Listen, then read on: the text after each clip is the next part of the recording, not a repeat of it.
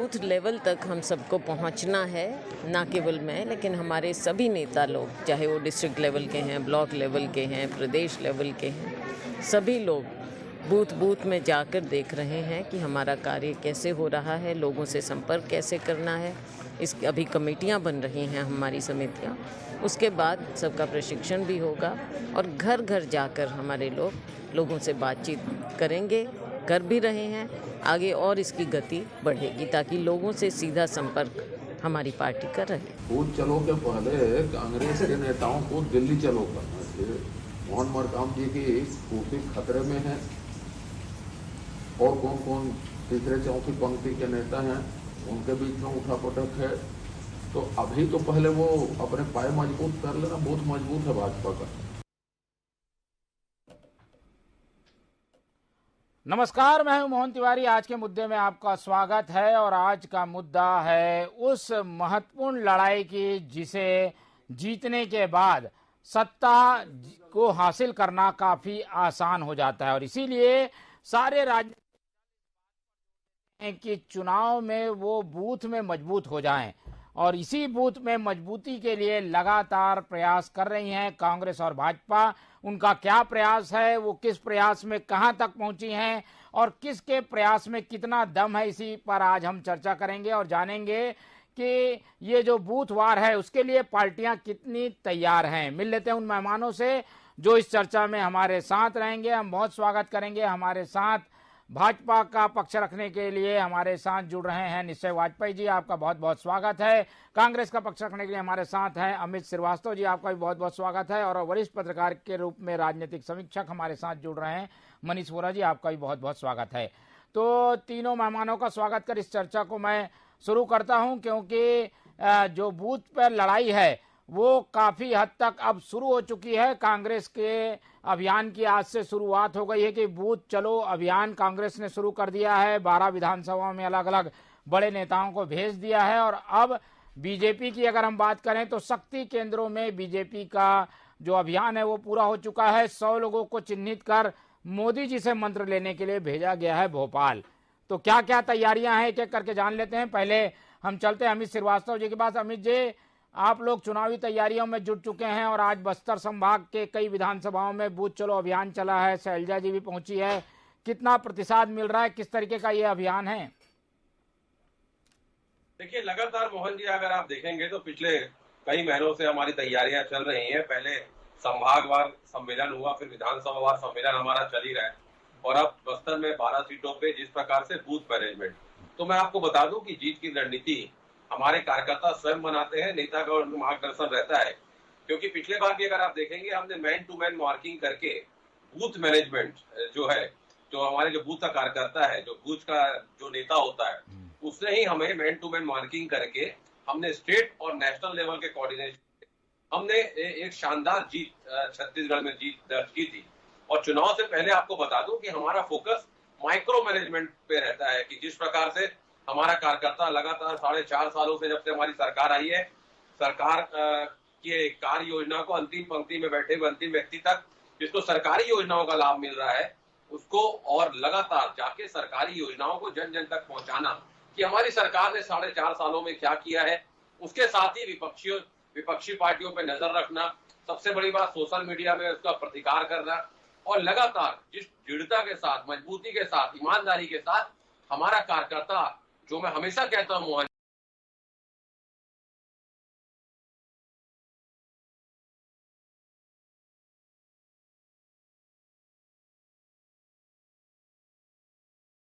जी,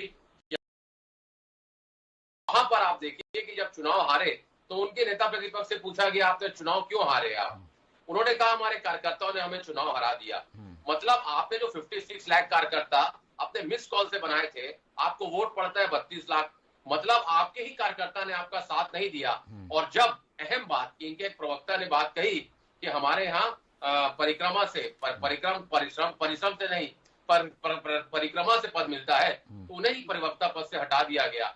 और इसीलिए मैं कहता हूं कि पेड़ के कटने का किस्सा नहीं होता अगर कुल्हाड़ी में लकड़ी का हिस्सा नहीं होता। हमारे कार्यकर्ता लगातार भिड़े हुए मोहन जी, और मैं आपको बता दूं हम अपने कार्यकर्ताओं के बल पे, अपने नेताओं की रणनीति के बल पे और जनता के आशीर्वाद से पुनः इस प्रदेश में प्रचंड बहुमत के साथ सरकार बनाने जा रहे हैं। ठीक है, ये बूथ की लड़ाई अगर कांग्रेस जीत जाती है तो एक बड़ा एडवांटेज उसे मिल जाएगा और इसीलिए बूथ पर एक तरीके से माइक्रो मैनेजमेंट करने के लिए बड़े नेता मैदान में उतर चुके हैं। बीजेपी की क्या तैयारी है, उसके बाद बाकी राजनीतिक बातों पर आएंगे। जान लेते हैं निश्चय वाजपेयी जी से। शक्ति केंद्रों में तो कई दिनों से ये अभियान चल रहा था, मुझे याद है कि करीब 8-9 महीने पहले ही बीजेपी ने ये सब काम कर लिए थे। अभी 100 लोगों को चयनित किया है। बीजेपी की क्या तैयारी है वाजपेयी जी? भैया देखिए, भारतीय जनता पार्टी तो 5 वर्षों तक लगातार प्रत्येक इस चुनाव से लेकर उस चुनाव तक कार्य करने वाली पार्टी है। कभी पार्टी शांत नहीं बैठती, कार्यकर्ता कभी थकते नहीं है। हमारे यहाँ तो बूथ स्तर से नीचे और बल्कि जा करके जो पन्ना प्रभारी हैं वो भी सक्रियता से काम में जुटे हुए हैं। सब मतलब लगातार प्रशिक्षण चलते रहता है, कई दौर का प्रशिक्षण हो चुका है और इसमें सतत प्रक्रिया चलती रहती। कांग्रेस में तो मैं अभी सुन रहा था, शैलजा जी को ही सुन रहा था, वो बोल रही थी कि हम बूथों पे जाएंगे। अभी कमेटियां जो हैं, बूथ कमेटियां, उनका गठन होगा, उसके बाद प्रशिक्षण होगा। तो अभी इनकी जो है ना कागजी तैयारी चल रही है। हमारे बहुत प्रिय भाई हैं अमित भाई, सरस्वती माता का बहुत आशीर्वाद है उनको। बातें तो बहुत लच्छेदार कर लेते, लेकिन मुझे कुछ चीजें समझ नहीं आती कांग्रेस के संगठन में। भाई देखिए, मुख्यमंत्री जी हैं, मुख्यमंत्री जी जो हैं वो खुले तौर पे अध्यक्ष बदलवाना चाहते हैं, वो अध्यक्ष बदलवा नहीं पा रहे हैं, पूरा प्रयास कर रहे हैं। वो मुख्यमंत्री जी को मंत्रियों के यहाँ ले आ करके और मीटिंग में शामिल होना पड़ रहा है। ऐसी प्रक्रिया बना दी गई है कि वो मंत्रियों के यहाँ जाता है मुख्यमंत्री। और मैं एक टीवी चैनल में देख रहा था, उनसे पूछा गया कि भाई आपको मुख्यमंत्री का चेहरा आप हैं क्या? तो बोले मुझे अभी तक हाईकमान ने घोषित नहीं किया और ये काम हाईकमान का है। प्रवक्ता लोग भले उनको घोषित कर दें, लेकिन हाईकमान ने घोषित नहीं किया, ऐसा स्वयं भूपेश बघेल जी ने बोला। ये तो हो गया भूपेश बघेल जी के हिस्से की बात। अब आप अध्यक्ष जी को देख लें, अध्यक्ष जी की स्थिति ये है कि वो जो है उनकी कुर्सी खतरे में है, जैसा कि अभी माननीय अजय चंद्राकर जी ने बोला, एकदम सही बात है। भूपेश बघेल स्वयं पीछे पड़े हैं कि किसी तरीके से इसको हटाओ। अब वो बेचारे जो है काम करते हैं और काम करने में अगर 4 लोगों की नियुक्तियां वो करते हैं, 4 लोगों का बदलाव करते हैं प्रभार में, अगले दिन ही उस पर बवाल मच जाता है और अध्यक्ष को काम नहीं करने दे रहे। पता ये चल रहा है कि छोटे छोटे कार्यकर्ताओं की नियुक्ति भी अध्यक्ष अपनी मर्जी से नहीं कर सकते, ऐसी स्थिति आ गई। प्रभारी उनको चिट्ठी लिखती हैं कि आप ये जो आपने नियुक्तियां की हैं इसको आप रद्द कर दीजिए। और इससे ज्यादा मजेदार स्थिति जो है वो आपके राज्य प्रभारी की है संगठन में। वो जो है कोई अध्यक्ष जो है नियुक्ति करता है, उस पर प्रभारी लिखती हैं कि इनको आप बदल दीजिए, आपकी जो आपने घोषणा की ये तत्काल प्रभाव से अपन खारिज। तो कांग्रेस की आलोचना तो आप क्या कर रहे हैं? आप अपना मैं वही कह रहा था, मुझे बात कंप्लीट कर लेनी है मोहन भाई कि प्रभारी लिखती हैं कि इनकी नियुक्ति को हम निरस्त मानते हैं और उसको पूर्व प्रभार दे दिया जाए। उसके बाद भी वो चीज लागू नहीं हुई है। तो मतलब ये है किसकी स्थिति क्या चल रही है कांग्रेस में, संगठन का कुछ पता नहीं। अंदरूनी मामला। भारतीय जनता पार्टी का जो संगठन कार्यकर्ता है, बड़ा अनुशासित कार्यकर्ता हमारा और अनुशासित संगठन होता है। और वो बूथ स्तर पे हमारे यहाँ जाकर के अभी कमेटी नहीं बननी, हमारी तो बनी हुई है। हमें प्रशिक्षण कराना नहीं, हमारा प्रशिक्षण हो चुका है। और हमारे लोग तो सीधा सड़कों की लड़ाई और जनता की लड़ाई में पूरी तरीके से लगे हुए हैं। कांग्रेस केवल कागजी शेर है। और जिस समय आप देखिएगा कि आप चुनाव होगा और इन लोग जिनकी टिकट काटेंगे वो जिनको ये कार्यकर्ता बोल रहे हैं, बूथ के कार्यकर्ता, वो कांग्रेस पार्टी के खिलाफ काम करते दिखेंगे। ठीक है, चलिए, बीजेपी काफी कुछ उम्मीद लगाए बैठी है कि उधर कुछ होगा तो इधर कुछ फायदा मिलेगा, लेकिन बूथ की लड़ाई जो है किसी की उम्मीद से नहीं चलती। एक एक करके आएंगे बातचीत में, लेकिन पहले चलते हैं, हमारे साथ मनीष वोरा जी हैं, बीजेपी को भी करीब से जानते हैं, कांग्रेस को भी करीब से। बूथ के मैनेजमेंट के मामले में क्या देखते हैं, तैयारियों को जान लेते हैं वोरा जी से। वोरा जी, देखिए मोहन जी, सबसे महत्वपूर्ण चीज ये, मैंने संगठन की जो गतिविधियां होती है उनको बहुत करीब से देखा है, महसूस भी किया है। जो मेरा व्यक्तिगत अनुभव है वो ये बोलता है कि इस प्रकार की जो भी बातें हैं ये निश्चित रूप से किसी मीडिया चैनल में बैठ करके बोलना या कार्यकर्ताओं के बीच में बोलना बहुत अच्छी बात है, लेकिन ये हकीकत ये है कि वास्तव में यदि चलिए ये 2 प्रवक्ता बैठे, दोनों को अपने कितने बूथ अध्यक्ष इनके नाम से नहीं मालूम होंगे, क्योंकि ये बड़े लेवल पर काम कर रहे हैं। इनके वार्ड अध्यक्ष भी पूछ लोगे ना तो बूथ अध्यक्ष और पन्ना प्रभारियों के नाम नहीं पता होंगे। ये वास्तविक स्थिति होती है। लेकिन उसके बावजूद भी उस लेवल तक जाना, उस लेवल पर काम करना, उसमें यदि 10% की भी सफलता मिल जाती है तो भी गढ़ जीता जा सकता है। अब बात हो रही थी कि जैसा कि हमारे भाजपा के प्रवक्ता महोदय कह रहे थे कि कांग्रेस के लोग कागजी शेर, तो निश्चित रूप से कांग्रेस के लोग कागजी शेर हो सकते हैं, लेकिन इसी कागजी शेर ने आपके 70 लोगों को कर दिया था ढेर। तो ये जो स्थिति है निश्चित रूप से आपको समझना होगा कि वास्तव में 15 साल तक एक पार्टी सत्ता में रहती है प्रदेश के अंदर, और 15 साल सत्ता में रहने के बाद 14 विधायक जीत करके आते हैं। निश्चित रूप से कहीं ना कहीं कुछ चीजें ऐसी है जिसमें कार्यकर्ताओं को लेकर के नाराजगी, और जैसा कि अमित जी पहले कह रहे थे, मैंने इस बात को कई बार कई जगह पर कोट किया है कि जब पार्टी हार जाती है तो उसका श्रेय फोड़ दिया जाता है किसके सर पर? कार्यकर्ताओं के सर पर, और जीतती है तो सहरा पहनते हैं नेता। तो ये जो स्थिति, इससे बचने की आवश्यकता है। और सबसे पहली चीज कि बूथ लेवल पर जाकर के मैनेजमेंट करना, पन्ना प्रभारी बनाना। पन्ना प्रभारी मतलब एक पन्ने में मुझे लगता है मुश्किल से 2 या 3 परिवारों के नाम होते होंगे, या मान लीजिए 20 से 25 वोट एक पन्ने में होते हैं। 25-25 वोटों पर जब आप सीधे फोकस कर रहे हैं तो निश्चित रूप से मुझे लगता है कि कहीं ना कहीं आपको बड़ी जीत मिलना चाहिए। यदि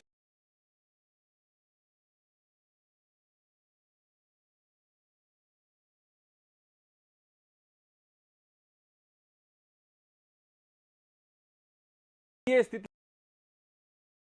भी लागू हो जाए जैसा कि मैंने पहले कहा था, तो दोनों ही पार्टियां जीत के, बड़ी जीत के साथ आ सकती हैं।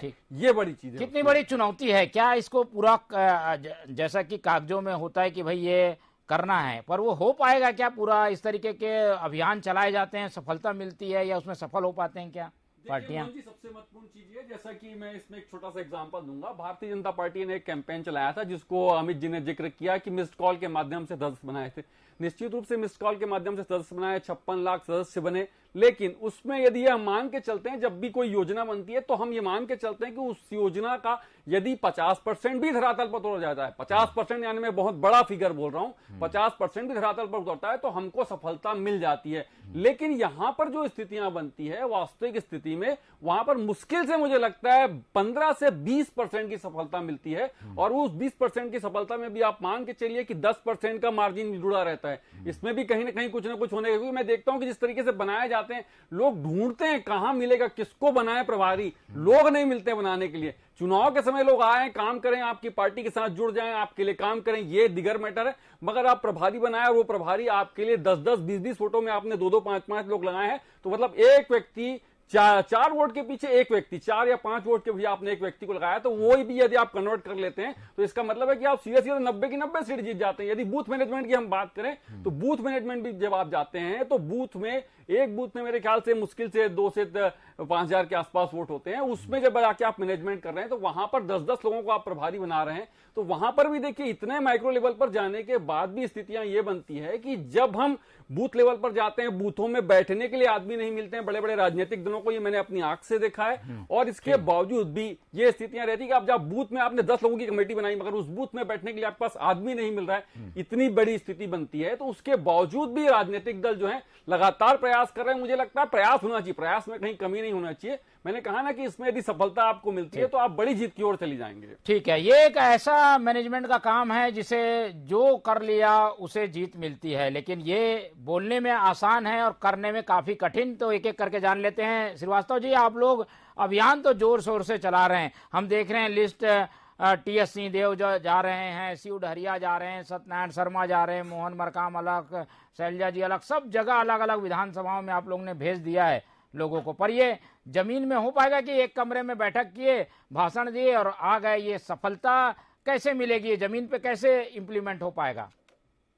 देखिए, लगातार कार्यकर्ताओं को प्रशिक्षित किया जा रहा है और भाजपा के जो कुशासन था 15 साल का, वो लगातार जनता तक उसको भी पहुंचाया जा रहा है और एक फीडबैक उनको दिया जा रहा है कि हमारी सरकार ने क्या किया है और उनकी सरकार ने क्या नहीं किया था, जनता को कैसे प्रताड़ित किया गया था, कैसा पूर्ववर्ती सरकार ने भ्रष्टाचार किया था और कैसे सोशल मीडिया में लड़ना है, सारी चीजों का प्रशिक्षण उन्हें दिया जा रहा है मोहन भाई। और सबसे अहम बात, मैं हमारे भाजपा के बहुत ही सम्मानित प्रवक्ता वाजपेयी जी अभी कह रहे थे कि ये कागजी शेर, तो मैं उनके 2-3 सवालों का जवाब दे दूं। उन्होंने कहा कि हम कागजी शेर हैं, तो हम इन कागजी शेरों ने ही उन्हें 15 साल बेमिसाल 14 सीटों में लाके छोड़ा है, ये भूलना नहीं चाहिए। 68 से 71 यही कागजी शेरों ने 71 पहुंचाया है और आगे 75 भी यही कागजी शेर पहुंचाएंगे। और आपको मैं बता दूं कि जब तक आप कार्यकर्ता का मान सम्मान नहीं करेंगे, कोई भी पार्टी आगे नहीं बढ़ सकती। और लगातार भाजपा में हमने देखा है कार्यकर्ताओं की उपेक्षा होती है। और रही बात, अभी आप कह रहे थे, अजय चंद्राकर जी ने भी यही कहा, मुझे लगता है सत्ता से विमुख होने के बाद मुद्दाविहीन हो चुकी बीजेपी के कुछ नेता अपने अस्तित्व की लड़ाई लड़ रहे हैं, अपने अस्तित्व को बचाने के लिए। अपने अपने आप को चर्चा में बनाए रखने के लिए ऐसे उलूल जुलूल बयान देते हैं, जिन्हें मुझे लगता है ना जनता सीरियसली लेती है। अब भाजपा के बहुत ही सम्मानित प्रवक्ता वाजपेयी जी ने जिस प्रकार के प्रश्न कहे और जिन प्रकार से कहा कि ये हटना है, इसको हटा रहे हैं, उसको हटा रहे हैं, मुझे लगता है भाजपा के नेता सत्ता से विमुख होने के बाद आजकल एक नया काम ढूंढ लिए, चाहे इनके पूर्ववर्ती सरकार में मंत्री मुख्यमंत्री जी हो, चाहे इनके प्रवक्ता।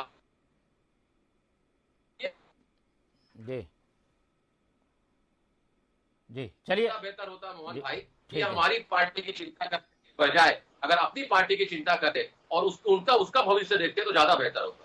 ठीक है, ये भी सही है कि आप उन लोगों की खामियां गिनाने के बजाय आप अपनी सफलताएं बताएं और उस पर मजबूती से काम करें। वाजपेयी जी देखिए, खामियां तो नहीं गिना रहे हम, क्रिया से हिम्मत नहीं। जो केओस चल रहा है ना, जो एक वहां पे क्या हो रहा है किसी को समझ नहीं आ रहा उस पे तरफ।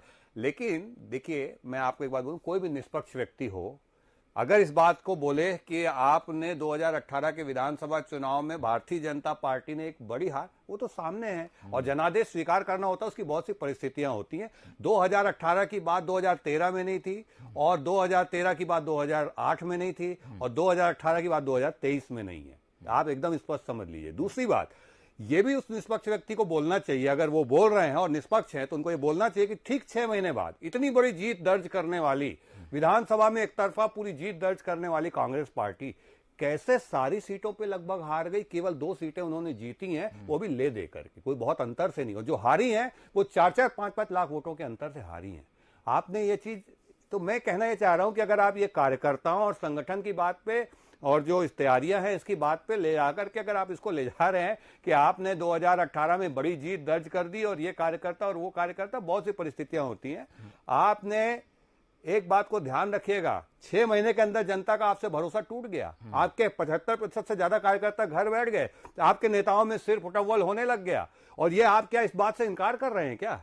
मैं तो एक बात कह रहा हूं, हम लोग तो बूथ पे काम करते हैं। भाई साहब ने हमसे पूछा कि भैया आप बता दीजिए आपके यहाँ कौन पन्ना प्रभारी हो और कौन बूथ का, सारे कार्यकर्ता जो है ना, हम तो बैठकों में मिलते हैं। आप जिस बूथ का बोलेंगे उस बूथ का कार्यकर्ता। लेकिन विषय यह है कि हम लोग इसकी समीक्षा कर लेते हैं। आपका इंटरेस्ट होगा, आपकी निष्पक्षता होगी, आप आइएगा, हम आपको दिखाएंगे। लेकिन आप अगर ये बोलना चाह रहे हैं कि कांग्रेस पार्टी बहुत अच्छा काम जीत दर्ज की है तो 6 महीने के अंदर जनता का विश्वास टूट गया उस कांग्रेस पार्टी से। पहली बात, नेताओं के बीच की सिर फुटबॉल हम ध्यान नहीं दे रहे, वो तो अखबार पटे हुए हैं। आपके यहाँ इसकी फोटो हटा दी। सुनिए ना अमित भैया, मैं तो आपकी बात पूरी सुन रहा था। मैं कह रहा हूँ आपके यहाँ एआईसीसी की बैठक हुई छत्तीसगढ़ के अंदर, उसमें आपने जो है ना आपके प्रदेश अध्यक्ष की फोटो हटा दी गई। फिर उन्होंने एक आदेश जारी किया कि सारे पोस्टर निकाल दो, तब ले दे के बाहर से ले आके उनकी फोटो चिपका दी गई। इसको सबने देखा, हम कुछ अलग से नहीं बोल रहे हैं। आपके यहाँ टीएस सिंहदेव जी के फोटो वाले पोस्टर हटाए गए, पेपरों में छपा, वीडियो आया, न्यूज आई। 2.5 साल का मैटर तो टीएस सिंहदेव जी के और मुख्यमंत्री जी के बीच में चला। मुख्यमंत्री जी जो है वो मंत्रियों के यहाँ जा के उनको बैठक करनी होगी, तो अखबारों में छपा। मुख्यमंत्री जी ने टीवी में दिया है ये इंटरव्यू कि भैया मेरे को, उन्होंने अभी तक मुख्यमंत्री घोषित नहीं किया है, मुख्यमंत्री का चेहरा हाईकमान ने। हम लोग क्या बोल रहे हैं भाई, जो है उसमें हम आपको बता रहे हैं, आपके संगठन जो सिर्फ अव्वल है वो ऐसा देखने में मिलती है। ठीक है श्रीवास्तव जी, चलिए ये भी मान लें कि आप लोग बूथ में बहुत अच्छा काम कर रहे हैं, लेकिन ये जो बाहरी आवरण है संगठन से जुड़ा हुआ, उसमें कई चीजें हैं जिन्हें ठीक करने की जरूरत है और उनका असर पड़ता है आपकी तैयारी पर। संगठन की कुछ बातें, मतभेद, कार्य विभाजन, ये सारी चीजें हैं, इसको विपक्ष सवाल बना रहा है और ये असर करेंगी बूथ के आपके मैनेजमेंट में भी।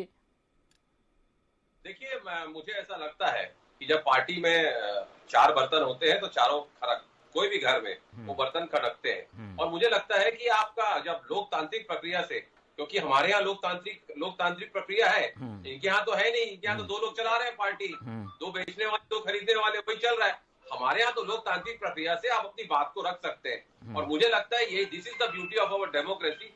कोई भी संगठन में अगर कार्यकर्ता अपनी बात रख सकता है, मोहन जी, हम एक चीज जानते हैं, कार्यकर्ता महत्वपूर्ण होता है। मैं आपके माध्यम से एक चीज बता दूं, निश्चय भाई बड़े विद्वान व्यक्ति है, मेरे मित्र हैं, मैं आपको एक बात बता दूं निश्चय भाई, कोई भी मुख्यमंत्री, पूर्व मुख्यमंत्री की बात कर ले, आप विधायक की बात कर ले, मंत्री की बात कर ले, कोई भी विधायक एक्स हो सकता है, मुख्यमंत्री एक्स हो सकता है, सांसद एक्स हो सकता है, कार्यकर्ता का भी एक्स नहीं होता। कार्यकर्ता ईमानदारी से लड़ाई लड़ता है मोहन जी। और मैं आपको बड़े दम के साथ, बड़े अपने सरकार के पे और अपने कार्यकर्ताओं की अथक मेहनत से कह सकता हूँ इस बार हम 75 पार जाने वाले हैं, क्योंकि हमने काम किया है, जनमानस के बीच में विश्वास बनाया है और एक अपनी छवि बनाई है, क्रेडिबिलिटी बनाई है। और उस क्रेडिबिलिटी के आधार पे हम कह सकते हैं, जब हम वर्किंग करते हैं तो हमें जब फीडबैक आता है जनता का, आप जैसे दोस्तों का, आप जैसे पत्रकारों का, जब हम बैठते हैं और फीडबैक हम उस चीजों को, ठीक है। चलिए वाजपेयी जी, भले लड़ाई हो, इस बात को साफ गोई से स्वीकार कर रहे हैं श्रीवास्तव जी, लेकिन उनका कहना है कि जब कार्यकर्ता खड़ा है, कार्यकर्ता मजबूत है तो इनका कोई असर नहीं होता, नेताओं के कुछ थोड़ा मतभेद का कोई असर नहीं होता, कार्यकर्ता बूथ में काम करता है, कार्यकर्ता मजबूत करता है बूथ को। देखिए भैया, हम तो कार्यकर्ता ये देख रहे हैं कि मैं अध्यक्ष हूं, तेरे को उठा के ले जाऊंगा, ऐसा जो है कांग्रेस का कुछ पदाधिकारी जो हैं वो जमीनों में कब्जा कर रहे हैं। एक ढेबर है जो एक आपराधिक संगठन चलाता है, छत्तीसगढ़ से हजारों करोड़ रुपए लूटता है। सुनिए मेरी बात सुनिए, ये लोग जो कांग्रेस की कार्यकर्ता होने के दम पर इस तरीके के अवैध काम कर रहे हैं, इनको छोड़ करके जो वास्तव में बाकी कार्यकर्ता थे वो सब घर बैठ गए। कांग्रेस का कार्यकर्ता बेहद नाराज और असंतुष्ट है, ये सच्चाई है। मैं इस बात को मानूंगा, अमित भाई ने बहुत ईमानदारी से इसको स्वीकार किया। मैंने उनको केवल याद दिलाया कि भैया ये सारी चीजें अखबारों में है, मीडिया में सब देख रहे हैं, जान रहे हैं। नहीं, इसका असर नहीं होगा ये कह रहे हैं, इसका आप बताइए। अरे भैया सुनिए, तो असर तो 6 महीने में दिख गया था लोकसभा चुनाव में। मैं ये निवेदन कर रहा हूं, और इस चुनाव में तो ये जितनी बातें कर रहे हैं ना हर बार 2018 की गिन गिन के, इन्होंने क्या क्या काम किए हैं आप देख लीजिए। सारी सड़कें गड्ढों में तब्दील हो गई हैं, है ना। इसमें जो इनके स्कूल में मास्टर नहीं है, अस्पताल में डॉक्टर नहीं है, और ये पूरा जो इन्होंने आदिवासियों के आरक्षण के साथ खेल किया, एक पूरा साजिश पूर्वक, इन्होंने जिस तरीके के घोटाले किए हैं, जिस तरीके का क्राइम रेट छत्तीसगढ़ में बढ़ा है, जिस तरीके, मैं कहना ये चाह रहा हूं कि इन्होंने जो परिस्थितियां आज बना दी हैं, 2018 में बहुत सारे के सारे कर्मचारी आंदोलनरत हैं। बहुत उम्मीद से लोगों ने इनकी सरकार को चुना था, मगर इन्होंने पूरा भरोसा जनता का तोड़ दिया और केवल भ्रष्टाचार करने का काम किया।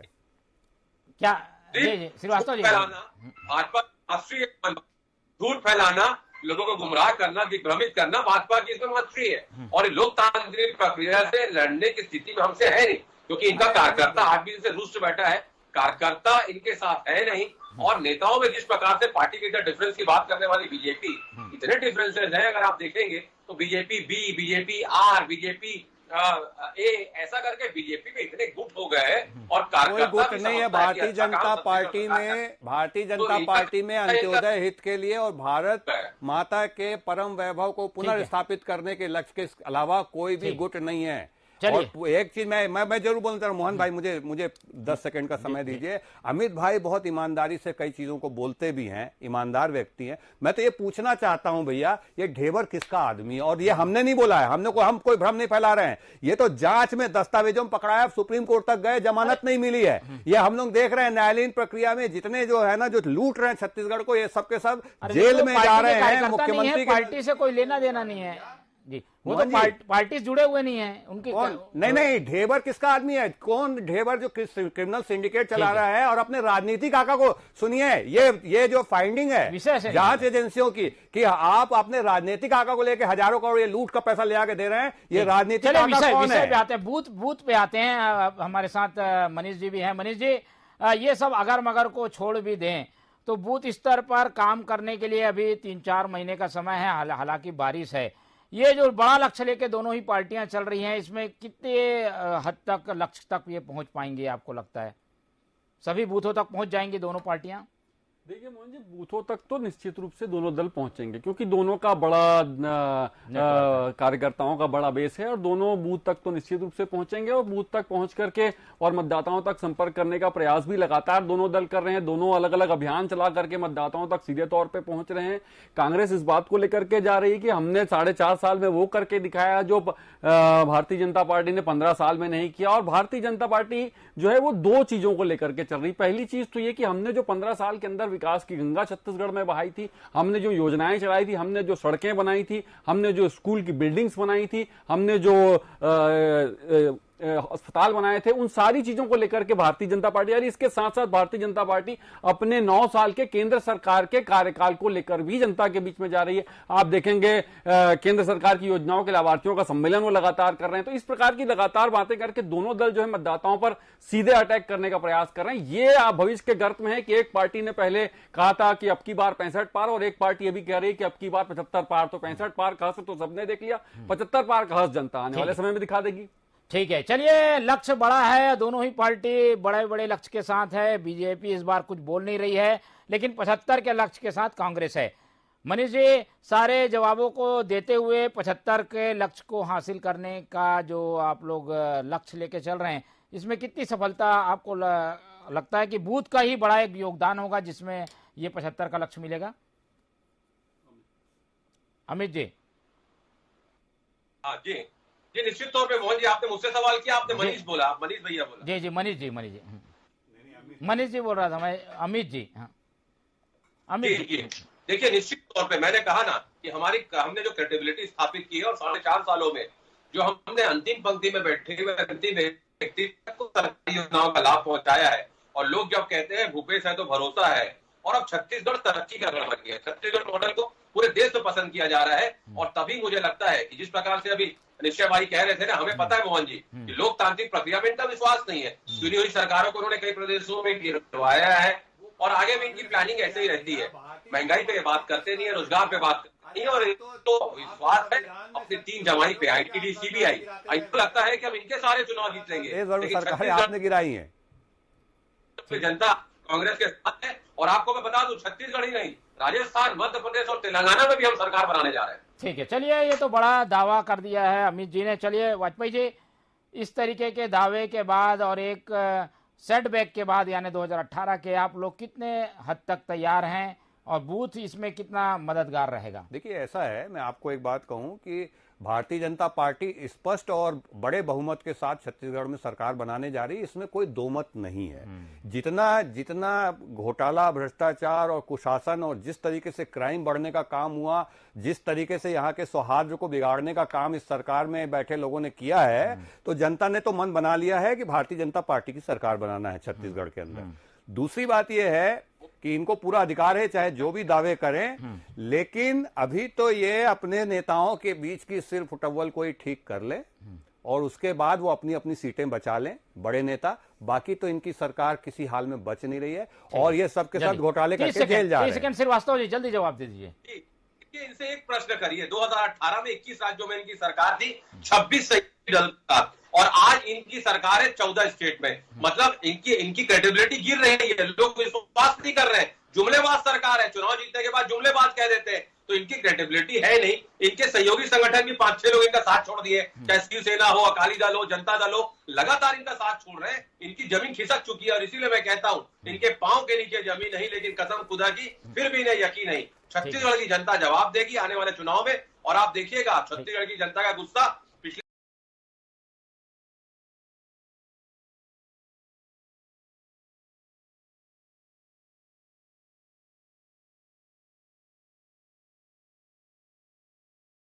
बार जब इनको पे पत्थर फेंकने का काम कर रहे हैं। सुनी ना, धर्मनिरपेक्षता का जो आप ढोल पीटते रहे हैं, उसके नाम पे आपने जो सनातन धर्म के खिलाफ और राम भगवान के खिलाफ काम ये तो विषयांतर हो जाएगा, बूथ पर हम बात कर रहे हैं जी। अभी जो चीज बोली हमको जवाब तो देने दीजिए। मैं आपको बताऊं, भारतीय जनता पार्टी अपने दम पे पूर्ण बहुमत के साथ सरकार बना रही है। कांग्रेस ने राजीव गांधी की 84 की सरकार के बाद पूर्ण बहुमत से कभी सरकार नहीं बनाई। भारतीय जनता पार्टी 2 बार अपनी पूर्ण बहुमत की सरकार बना रही है अमित जी। और सुनिए, आपको मैं एक बात बता दूं, आप तो इतना भी आपको सीट नहीं मिल रही है कि आप नेता प्रतिपक्ष बन जाएं वहां पर। वो जो 10% सीट भी आप नहीं पा रहे हैं, और इतनी बड़ी बड़ी बातें कर रहे हैं भैया। जनता का आशीर्वाद और चलिए, समय कम है, और जनता का स्नेह किसके साथ होगा ये तो समय बताएगा, और समय कम होने की वजह से इस चर्चा को आज हम यहीं खत्म करेंगे। हमारे साथ मनीष वोरा जी जुड़े, उनका बहुत बहुत स्वागत, धन्यवाद है। और हमारे साथ निश्चय वाजपेयी जी जुड़े, उनका भी बहुत धन्यवाद है। और हमारे साथ से श्रीवास्तव जी जुड़े, अमित श्रीवास्तव जी, उनका भी बहुत बहुत धन्यवाद है। तीनों मेहमानों का धन्यवाद कर इस चर्चा को हम यहीं खत्म करेंगे, और उम्मीद करेंगे आप लोग देखते रहिए टीवी 24। मुझे दीजिए इजाजत, नमस्कार।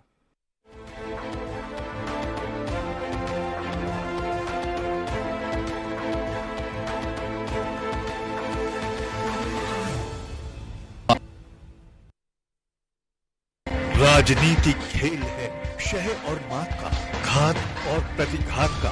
राजनीति के खेल में कौन है राजा, कौन है प्यादा, कहाँ टूटी है संयम की मर्यादा, जनता में कौन लोकप्रिय है ज्यादा, बताएं।